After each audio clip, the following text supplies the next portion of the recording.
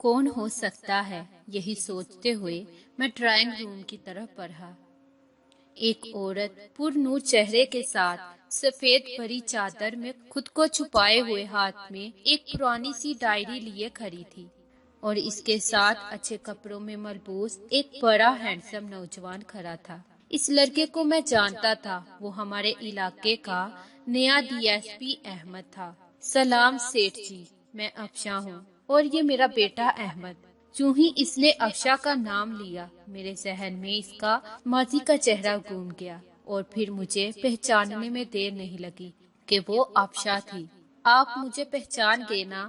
میں نے سر ہلاتے ہوئے ہاں میں جواب دیا اور ان کو بیٹھنے کا اشارہ کیا۔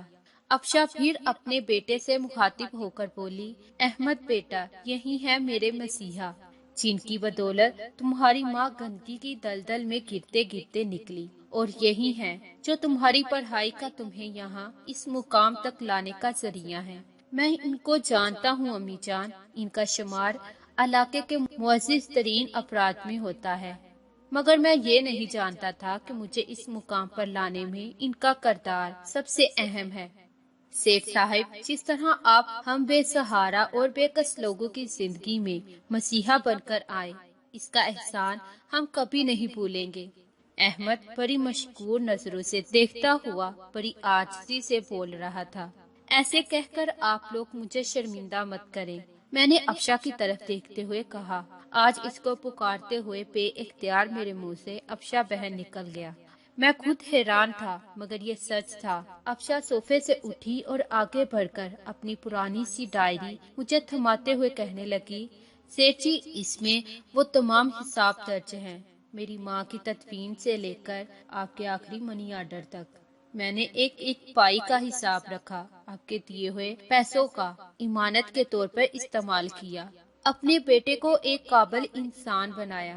آپ نے مجھے 22 سال پہلے کہا تھا کہ یہ قرض ہے، اور یہ تب واپس کرنا جب تمہارا بیٹا ایک قابل انسان بن جائے۔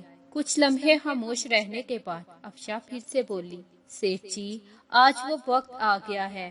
میں آپ کے احسانوں کا بوجھ تو نہیں اتار سکتی، مگر جو پیسے آپ نے مجھے دیے تھے، میرا بیٹا وہ ضرور اتارے گا، اور آپ سے درخواست ہے آپ انکار مت کریں۔ میں افشا کو بڑی تحسین نظروں سے دیکھتا رہا تھا۔ آخر اس نے وہ کر ہی دکھایا۔ یقیناً قول و قرار کو نبھانا، وعدے پر قائم رہنا ایک اچھے کردار کے حامل انسان کی بڑی نشانی ہے۔ یہ سب سن کر میرے دل میں اس کی عزت اور احترام اور بڑھ گیا۔ میں نے تم کو بہن کہا ہے افشا بہن، اور میں کیسے تم سے یہ پیسے واپس لے سکتا ہوں؟ مجھے یوں شرمندہ مت کرو۔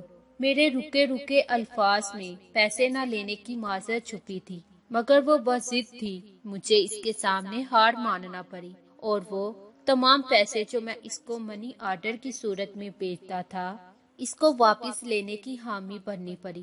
پھر وہ دونوں مجھے اپنے نئے گھر کا پتہ دے کر اور آنے کی تاکید کر کے وہاں سے چلے گئے۔ ارم، میں نے تمہیں کسی سے ملوانا ہے، میرے ساتھ چلو گی؟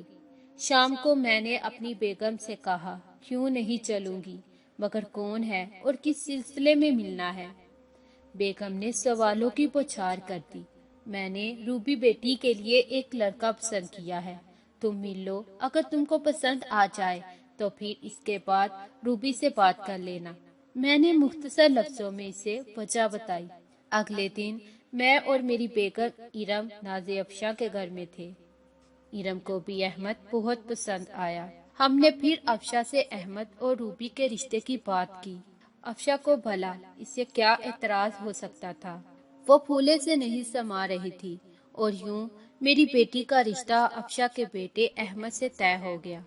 اس کا اختتام ایک نہایت مہذب رشتے کی شکل میں ہوا۔ میرے پیارے دوستو، وہ تعلق جو ایک طوائف اور تماشبین جیسے گندے رشتے سے شروع ہوا تھا، یہ سچ ہے کہ ہر انسان کو قدرت سدھرنے کا موقع ضرور دیتی ہے۔ کبھی گندگی کے ڈھیر سے اس کو ایسا سبق سکھا دیتی ہے، کبھی دو بھٹکے لوگوں کو ملا کر سیدھے راہ پر لے آتی ہے، اور انسان ساری زندگی اسی کے مطابق گزارنے کو فخر محسوس کرتا ہے۔ کبھی وہ طوائف اور میں تماش بین تھا، مگر آج وہ میری منہ بولی بہن اور اس کا بیٹا میری بیٹی کا شوہر ہے، اور مجھے ان دونوں رشتوں پر فخر ہے۔ اگر آپ کو یہ سٹوری پسند آئی ہو تو میرے ساتھ جڑے رہنے کے لیے میرے چینل فرحیام وائس کو سبسکرائب کرنا مت بھولیے۔ جزاک اللہ۔